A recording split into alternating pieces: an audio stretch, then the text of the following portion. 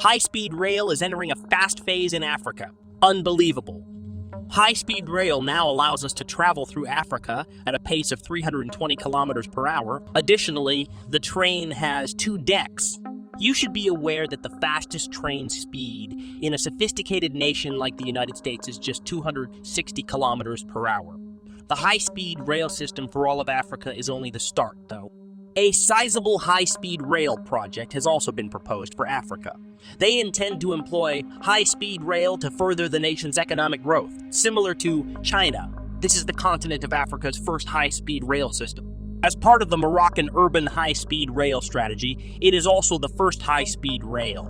The high-speed train travels at 320 kilometers per hour, which is comparable to the European Eurostar high-speed rail. Even in China, such 2-decker high-speed rail trains have never been seen, but they have now been made. Additionally, the high-speed rail's coach design is far more opulent than any high-speed rail train in China. It will go through Rabat, the capital, and connect Casablanca and Tangier, 2 of Morocco's key commercial hubs. People could get from one location to the other by regular rail in 5 hours. Now it just takes 2 hours to get there. With this speed, you may go from New York to Washington in just 90 minutes, considerably easing locales' transportation challenges. Take this high-speed rail train when you do. Moroccans may be heard laughing throughout the train. It is evident how much Moroccans value this challenging high-speed train. Why then did Morocco incur debt to construct the high-speed rail system? In all of Africa, Morocco has traditionally been one of the wealthier nations. With 36 million residents, this country has the 5th highest GDP in Africa. It makes sense that they won't require a loan to construct the high-speed rail. The country has nevertheless been dealing with the world financial crisis since 2009. The Moroccan economy has faced significant problems as a result of developments in North Africa and West Asia. Morocco has had a block in its economic progress. A nation's progress is at jeopardy in such a circumstance. Morocco thus made the decision to adopt China's growth strategy in 2010. You must first construct roads if you want to become wealthy. Morocco should invest in education in impoverished areas rather than infrastructure, despite the fact that doing so was at the time viewed as a debt trap. However, the government of Morocco chose to invest heavily in infrastructure in order to build out the railway. To entice more international businesses to invest in Morocco, the nation aims to construct 3,800 kilometers of regular trains and 1,500 kilometers of high-speed rail lines across the whole nation, linking 43 local communities. The high-speed rail project's initial phase, which began in 2011, would cost $2.04 billion and cover 200 kilometers. Morocco opted to seek financing for the building from France, China, Saudi Arabia, and other nations due to a lack of finances. China agreed to fund the project with loans at the time, and the proposal included a commitment from China to finish building the railway in 5 years. The France proposed copy is expensive and takes a while, at least 7 years for France. They want to battle tooth and nail for this initiative. French politicians have long planned to use this to gain control of the high-speed rail business in Africa. Additionally, they expressed their desire for French to become the continent's primary language when they were there. As a result, France is ready to take on half of the financing for the project in Morocco, with Saudi Arabia, Kuwait, and the United Arab Emirates contributing the remaining funds. Morocco's ruler opted to give the railroad to France because he thinks that it was built earlier than China's and uses superior technology than China does. There are disagreements in Morocco over this. For Morocco, which is now short on cash, some people believe that China's development pace is quick and the cost is inexpensive. China should be selected over Europe, since it is the best option for resolving this problem. The third bid portion's most challenging section was built by China when Morel completed the project. This portion is 24 kilometers long overall, but it took China 4 years to construct it, and it took other nations 7 years to build the other 173 kilometers. Perhaps you have a query. When establishing its own high-speed train, China, a powerful nation in infrastructure development, will need 4 years to complete 500 kilometers compared to just 3 years in Morocco for 27 kilometers.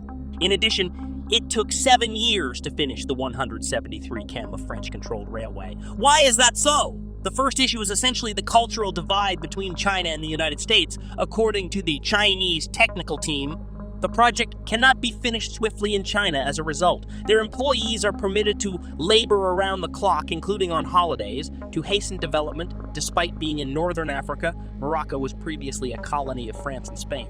As a result, it has comprehensive legislation and labor regulations in the local region, which greatly safeguard local employees.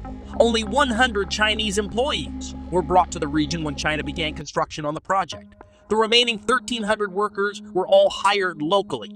Local employees, on the other hand, place more value on individual liberty and rights. They won't accept cheap labor to put in extra hours, as the Chinese will. As a result, whereas local laborers can only take 8 hours of work each day, Chinese workers can work around the clock. The project cannot be completed as quickly as China does as a result. Second, Morocco agreed to develop the high-speed rail system in accordance with French railway standards for the Chinese engineering team because France is the project's primary investor. They had never encountered French rails before. From measurement, computation, monitoring, and construction, they must learn again. Even if there is a 0.1 m difference, it needs to be updated once more to account for cultural differences across nations. China needed 4 years to construct 27 kilometers. The same is true for France's high-speed rail projects. The 173-kilometer high-speed rail was finished in 7 years. Maybe now we can see why infrastructure development in Europe is moving so slowly. First, it takes them a while to approve a request. Second, there is an increase in the number of environmental protesters. Thirdly, they place more emphasis on individual liberties and rights. The intersection of these elements will slow down any engineering efficiency.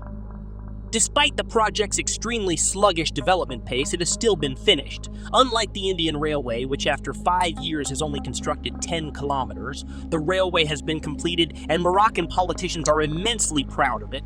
They have also observed China's rapid progress on this project. The success of the Chinese engineering team has impressed Moroccan officials who are shocked by China's high productivity and serious demeanor.